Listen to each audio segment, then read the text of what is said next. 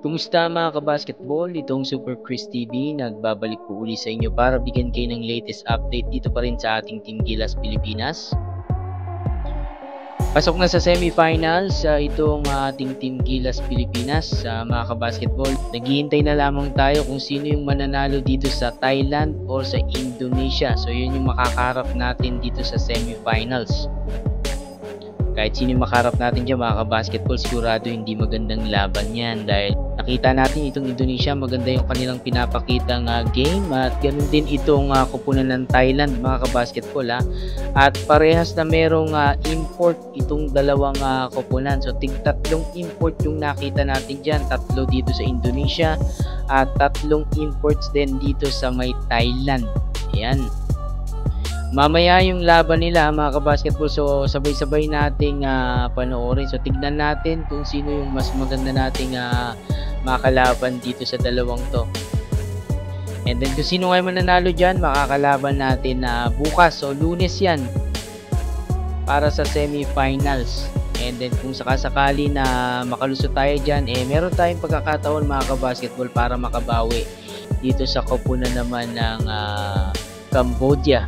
Ayan. Nakikita natin dito mga kabasketball na kailangan talagang mag-step up dito nitong si Justin Brownlee. Kasi siya talagang inaasahan natin dito sa game na to kung maganda yung ipakita niyang laro dito, yung kanyang energy, pwede niyang maihawa dito yung mga kakampi niya. Siyempre, yung iba rin nating mga players, sana maganda yung maging shooting kasi nung unang laban natin against Cambodia, napakapangit talaga ng pinakita nating laro dun mga kabasketball. Sobrang alat ng ating shooting doon at siyempre yung depensa natin hindi ganun na ka-effective at kaganda. And syempre mga kabasketball, hindi rin naman magpapatalo itong kupunan ng Indonesia kasi sila nga yung defending champion dito mga kabasketball.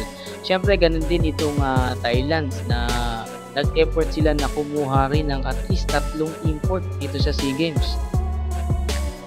Kaya inaasahan natin mamaya na magiging maganda talaga itong laban nitong Thailand at itong Indonesia. So pukpukan yan mga kabasketball sigurado. At yung mananalo nga dyan, so bukas makakalaban natin mga kabasketball, Lunes para naman sa semifinals. Ayan, so hanggang dyan lang muna mga kabasketball yung ating updates dito sa SEA Games at sa ating Team Gilas Pilipinas. Mag-iwan ng comment, like, share, and subscribe. This is Super Chris TV.